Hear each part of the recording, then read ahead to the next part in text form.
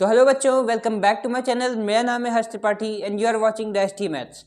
तो FIR series के आज की वीडियो में हम लोग कवर करने वाले हैं मेंस्ट्रुएशन से रिलेटेड सारे फॉर्मूले। और आज की वीडियो में हम लोग सारे फॉर्मूले याद करेंगे और आई होप इसके बाद आपको कोई भी फॉर्मूले से रिलेटेड कोई भी दिक्कत नहीं होगी। तो जो हमारा पहला फिगर होने वाला है वो है क्यूब। हम लोग क्यूब और क्यूबॉइड एक साथ डील करेंगे और उसके बाद की चीज़ें एक साथ डील करेंगे। तो क्यूब में जो हमको पता है कि क्यूब एक ऐसा फिगर है बॉक्स टाइप जिसकी सारी साइडें चाहे लेंथ हो, चाहे ब्रेथ हो, चाहे हाइट हो, सब सेम होती है। जब हम क्यूब की बात करते हैं तो क्यूब के वॉल्यूम का फॉर्मूला निकालने का होता है side cube. Length into breadth into height, a into a equal to a cube.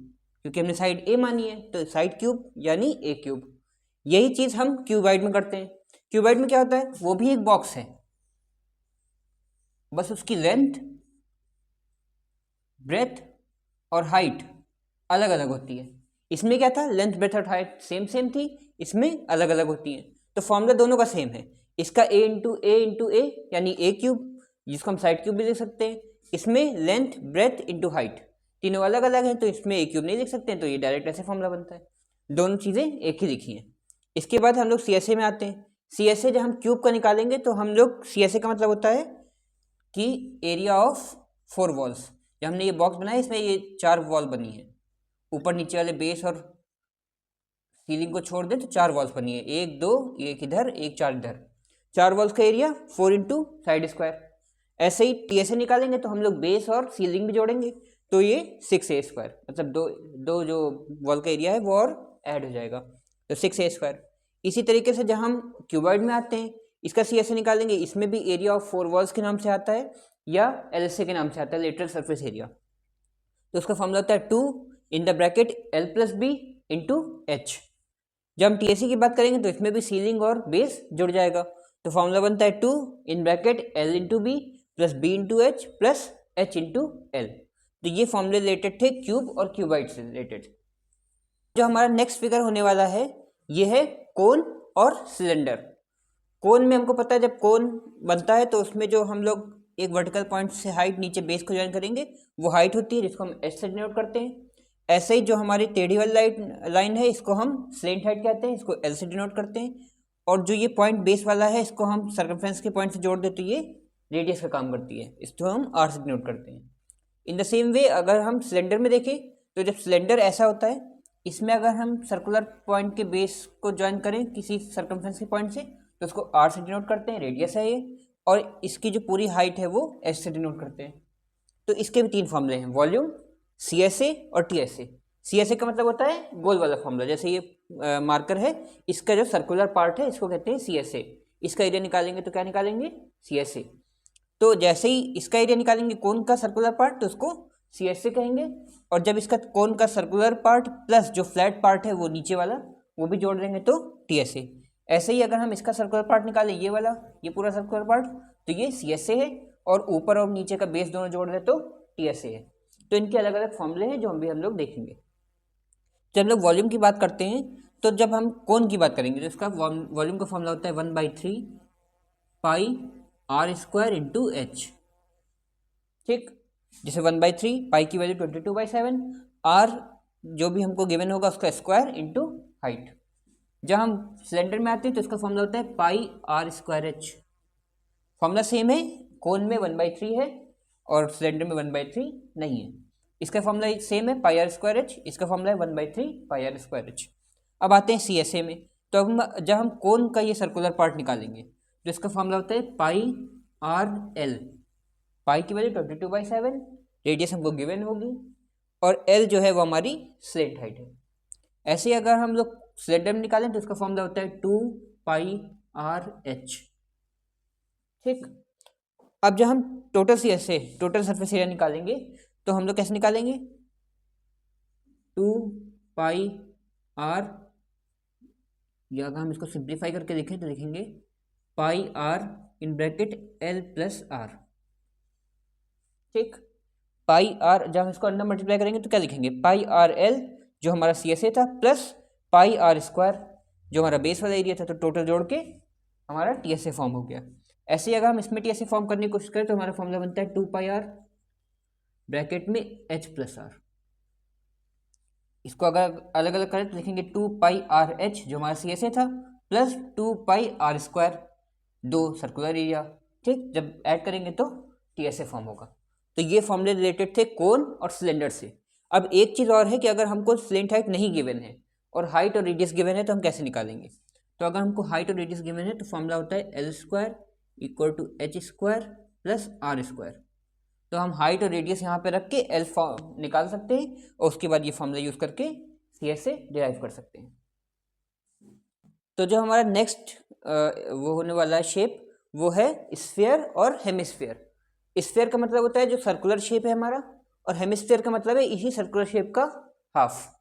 तो अगर हम स्फीयर के फॉर्मूले पढ़ लें तो उसका हाफ करके हेमिस्फीयर के फॉर्मूले भी डिराइव कर सकते हैं। तो हम लोग इस दोनों के फॉर्मूले कंपैरिजन में पढ़ेंगे ताकि जल्दी जल्दी याद हो जाए और कोई भी कंफ्यूजन ना हो।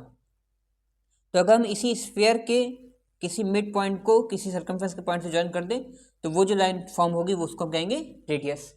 ऐसे ही अगर इसके सर्कुलर पार्ट के मिड पॉइंट को सर्कमफ्रेंस से ज्वाइन कर दे तो ये भी रेडियस है। ठीक, अब इसके तीन फॉर्मूले, या तो इसका स्फीयर का वॉल्यूम पूछेगा या तो इसका TSA पूछेगा, क्योंकि CSA इसमें नहीं होता है, सारा पार्ट सर्कुलर है तो हम उसको CSA और TSA दोनों एक ही हैं इसमें, तो इसमें CSA का कोई भी काम नहीं है। ऐसे इसमें आएंगे तो हमको दिख रहा है एक नीचे फ्लैट सरफेस है तो ऊपर वाले का एरिया निकालेंगे तो वो कर्व सरफेस एरिया, और नीचे वाले का भी जोड़ देंगे तो TSA। ठीक, तो इनके फॉर्मूले देखते हैं। जब हम वॉल्यूम पे आते हैं तो इसका फॉर्मूला होता है स्फीयर का 4/3πr³। ठीक, और जब हम स्फीयर में आएंगे तो इसी का हाफ, इसका हाफ करेंगे तो क्या मिलेगा 2/3πr³। तो इसका फॉर्मूला होता है 2/3πr³।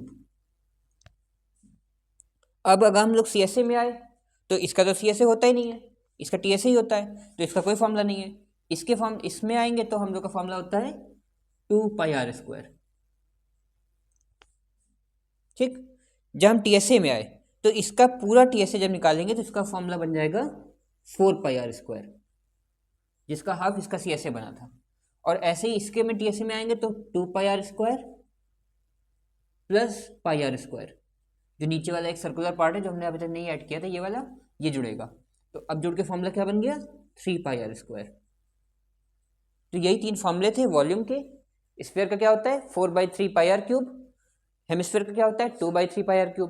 CSA स्फीयर का नहीं होता है, और हेमिस्फीयर का क्या होता है 2πr²। ऐसे ही TSA जब फॉर्म करेंगे तो जो हमारे स्फीयर है उसका क्या होगा 4πr² और हेमिस्फीयर होगा उसका 3πr²। ठीक, तो जैसे हमको आप फॉर्मूले याद हैं वैसे ही आपको भी फॉर्मूले याद होने चाहिए। अब जो हमारा नेक्स्ट शेप है वो बहुत ही इंपॉर्टेंट है। आपकी बुक्स में कभी कभी पूछ देता है कि हॉलो सिलेंडर दे रखा है उसका वॉल्यूम निकाल लीजिए, या हॉलो सिलेंडर दे रखा है उसका CSA निकाल लीजिए, या हॉलो सिलेंडर दे रखा है उसका TSA निकालिए। तो हम लोग कैसे फॉर्मूला ड्राइव करेंगे।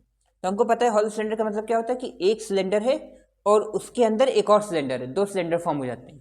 तो ये जो बीच वाला एरिया है ये हमारा सॉलिड फॉर्म है, और ये जो है ये हमारा पूरा वैक्यूम है, इसके अंदर कुछ भी नहीं है, मतलब इसके अंदर कोई एरिया नहीं है। तो जब हम लोग इसका वॉल्यूम फॉर्म करते हैं तो अभी तक हम लोग ने फॉर्मूला क्या पढ़ा था सर सिलेंडर में वॉल्यूम का πr²h। जब हम लोग यहाँ देखेंगे तो इसके अगर मिड पॉइंट से हम यहाँ के छोटे अलग सर्कमफ्रेंस ज्वाइन करें तो इसका रेडियस r स्मॉल r से डिनोट करते हैं, और इसी से अगर हम बाहर तक की ज्वाइन करें तो इसको कैपिटल R से डिनोट करते हैं। अब जब हम इसका वॉल्यूम का फॉर्मूला लिखेंगे तो लिखेंगे पाई R² minus small r² into h। Height दोनों की सेम है। ठीक, तो इससे हमारा हॉलो सिलेंडर का वॉल्यूम जो है वो निकल आएगा। अब देखते हैं अगर हम लोग CSA देखते हैं तो अब CSA कहाँ कहाँ आपको दिख रहा है। एक तो ये बाहर वाले का CSA दिख रहा है, एक ये अंदर वाले का CSA दिख रहा है, बस, और कोई सर्कुलर पार्ट नहीं है। तो इसका CSA कैसे डिराइव करेंगे। जब हम लोग बाहर वाले का निकालेंगे तो फॉर्मूला CSA का क्या था 2πrh। तो हम लोग लिखेंगे 2πRH जब बाहर वाले का निकाला। अब जब अंदर वाले का निकालेंगे तो इसी में ऐड करेंगे 2πrh। ठीक, तो एक बाहर वाले का सर्कुलर एरिया एक अंदर वाले का सर्कुलर एरिया, जब दोनों को ऐड करेंगे तो हमको हॉलो सिलेंडर का सर्कुलर एरिया मिल जाएगा। अब हमको जब TSA निकालना है तो हम लोग इसी सर्कुलर एरिया का यूज़ करके इसमें जो चीज़ें बची हैं उसको ऐड करेंगे और TSA निकाल लेंगे।